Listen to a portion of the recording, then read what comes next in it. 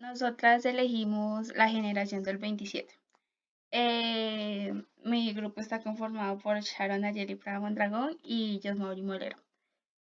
Les hablaremos un poco de la generación del 27.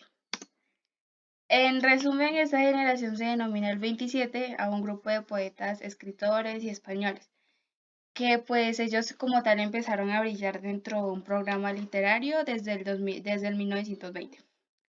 El grupo, ese grupo de poetas fue como quien dice capaz de asimilar la tradición literaria e integrarla con los movimientos de vanguardia vigentes en aquella época. Em, Entre las diferencias literarias, los poetas mostraban un poco de inquietud y unos gustos estéticos que también tenían una estrecha relación de amistad. Aunque como tal ese grupo puede ser un poco más largo como por así decirlo. Bueno, nosotros elegimos unos tres autores que como tal representaban mucho en esas épocas. Y pues aquí les vamos a contar un poco más de ellos. Nuestro primer autor es El primer autor es Federico García Lorca. Él nació el 5 de junio de 1898 en el municipio granadino de Fuentes Vaquero. Federico fue un poeta, dramaturgo y protista español, adicado a la generación del 27, fue un poeta de mayor influencia y popularidad en la literatura española del siglo XX.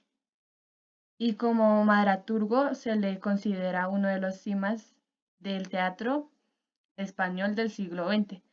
Fue asesinado por el bando sublevado un mes después del golpe de Estado que provocó el inicio de la Guerra Civil Española. Nuestro segundo autor viene siendo Rafael Alberetti. Rafael Alberetti nació en el municipio de Gatinado, en el puerto de Santa María.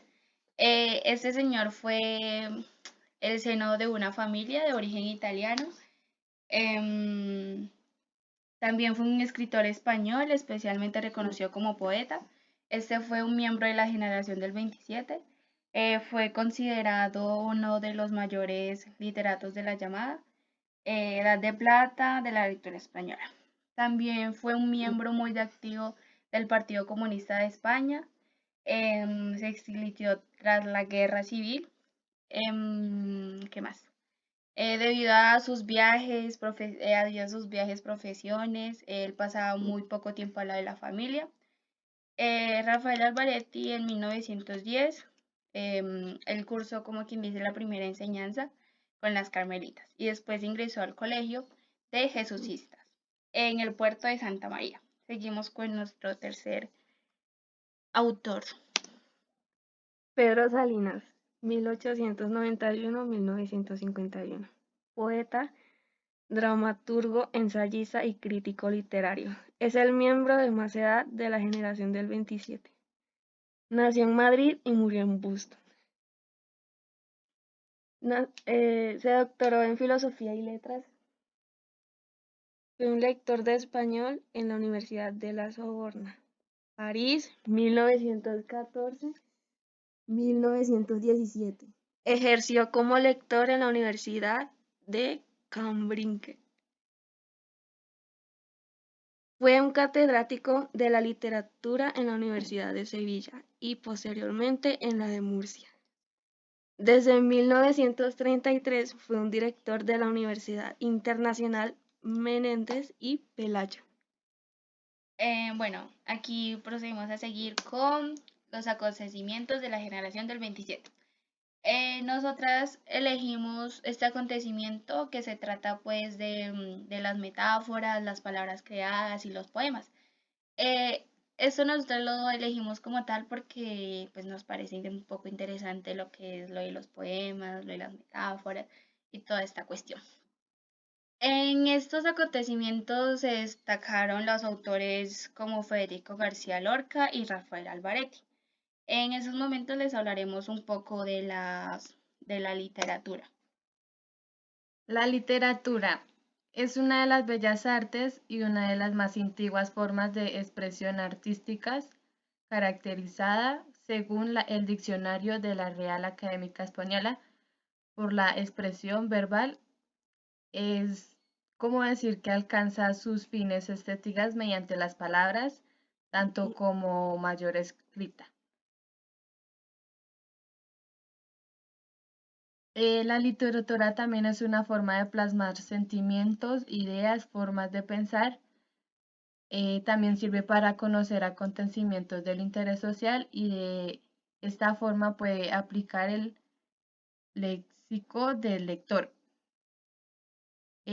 Una de las de la importancia de la literatura de la generación del 27 fue la novela, que fue un género preferido por los autores del 27 y fue ante todo un grupo poético.